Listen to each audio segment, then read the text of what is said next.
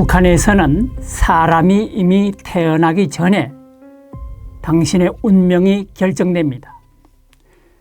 할아버지가 지주였다면 그 자식은 평생 동안 감시를 받습니다. 아버지가 월남자였다면 그 자식은 간부가 되기 어렵습니다. 또 아버지가 종교를 믿었다면 그 자식은 요주의 대상이 됩니다. 북한에서는 이걸 국가가 공식적으로 비밀 문서로 관리합니다. 제가 여러분들한테 알려드리는 바로 그것, 북한 사회안전부가 출판한 1993년판 주민등록사업 참고서에 이런 지침들이 낱낱이 적혀 있습니다. 오늘은 그 핵심 중의 핵심, 계급적 토대 조사에 대해서 말씀드리겠습니다. 북한이 한 사람을 어떻게 해부를 하는지 제가 직접 알려드리겠습니다. 먼저 용어 정리부터 하겠습니다. 북한에서는 주민들을 조사할 때 세 가지를 봅니다. 첫 번째, 계급적 토대 조사. 두 번째가 사회 정치생활 경위 조사. 그리고 세 번째가 현재 사업 정령 조사. 이렇게 세 가지를 합니다. 오늘은 그 첫 번째 계급적 토대 조사입니다. 계급적 토대가 무엇이냐 하면 한마디로 이 사람이 태어났을 때 어떤 집안에서 태어났느냐 이것입니다. 본인이 출생해서 사회에 진출할 때까지 부모의 사회정치생활 경위가 바로 계급적 토대조사입니다. 쉽게 말하면 당신이 태어나서 어른이 될 때까지 부모가 어떤 사람이었는가를 조사하는 겁니다. 북한 당국의 논리는 이렇습니다. 사람은 부모에게서 의식을 물려받는다.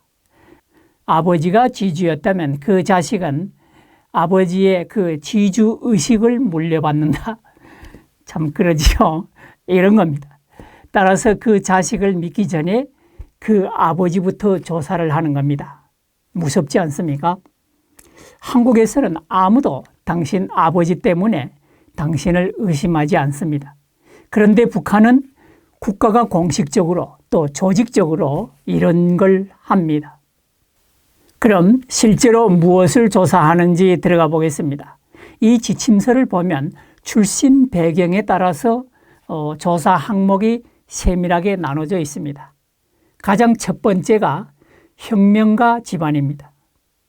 이 혁명가 집안은 부모가 일제 때 항일빨치산 투쟁을 했거나 6.25 때 전쟁에 참가했거나, 그런데 여기에 한 가지가 더 들어갑니다. 바로 남한이나 해외에 파견된 간첩의 가족도 혁명가에 속합니다.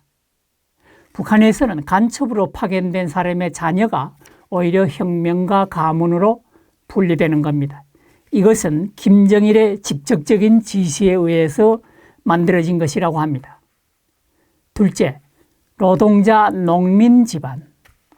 소장농이었는지 화전민이었는지 아니면 지주집에서 일하는 머슴이었는지 이걸 구분해서 조사를 하는 겁니다.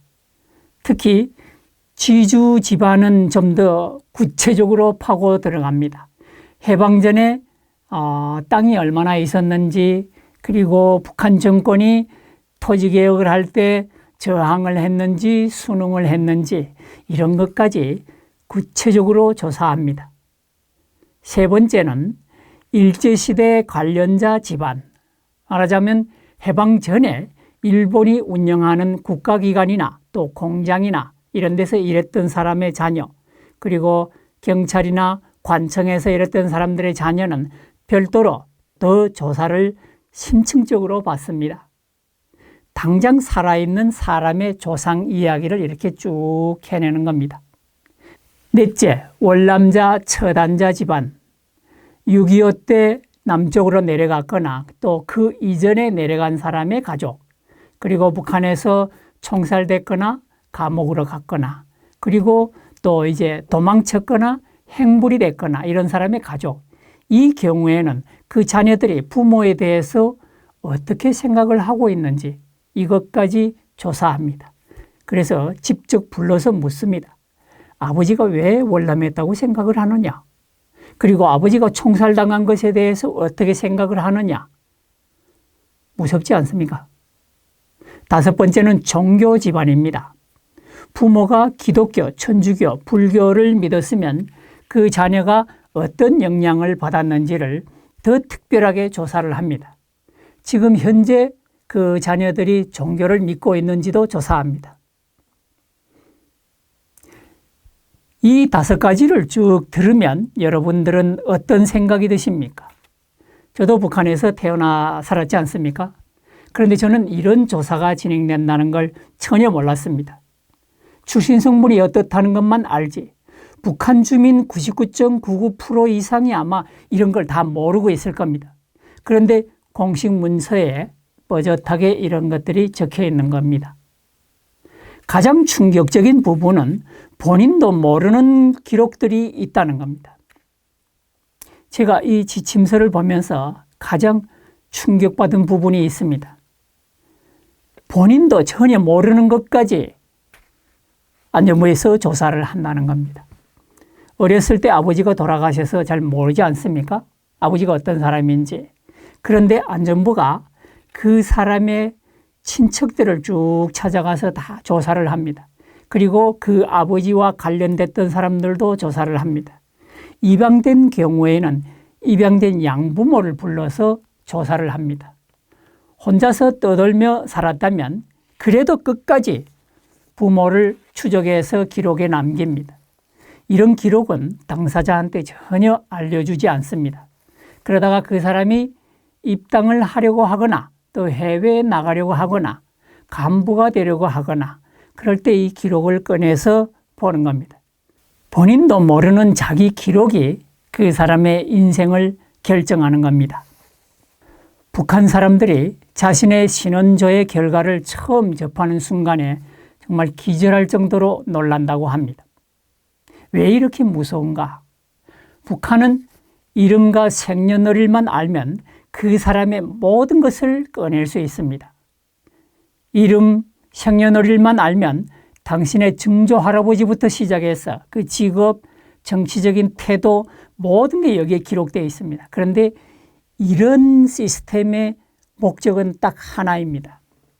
이 사람이 위기 상황에서 김일성, 김정일, 김정은 이 정권에 복종할지, 충성할지, 반대할지, 저항할지 이걸 예측하기 위한 겁니다. 그래서 그 예측 결과에 따라서 그 사람의 평생 출세 한도를 미리 딱 정해놓는 거죠. 여기에서 여러분 뭐 생각나는 게 없습니까? 그렇습니다. 바로 톰 크루즈가 주연한 영화 마이너리티 리포트가 있죠. 거기에서는 인공지능이 사람의 심리와 행동을 예측하지만 북한 당국은 이 주민등록 사업을 통해서 그걸 하는 겁니다. 북한 같은 나라는 정말 이 세상에 없습니다. 한 가지 정리하겠습니다. 한국의 주민등록은 신원 확인입니다. 이름, 주소, 그리고 주민번호. 북한의 주민등록은 완전히 다릅니다. 그것은 한 사람의 정치적인 DNA를 완전히 해부하는 작업입니다. 태어나기 시작해서 죽을 때까지 계속되는 이 감시 시스템의 데이터베이스인 거죠. 그리고 이 사실을 북한에서 살아가는 2,500만 주민들은 전혀 모릅니다. 저는 이 채널에서 이 문서를 계속 해부해 나가겠습니다. 북한 주민들이 어떤 시스템에 갇혀 있는지 세상에 알리는 것이 저의 일이라고 생각하기 때문입니다. 다음 시간에는 두 번째 조사 항목, 사회 정치생활 경위에 대해서 말씀드리겠습니다.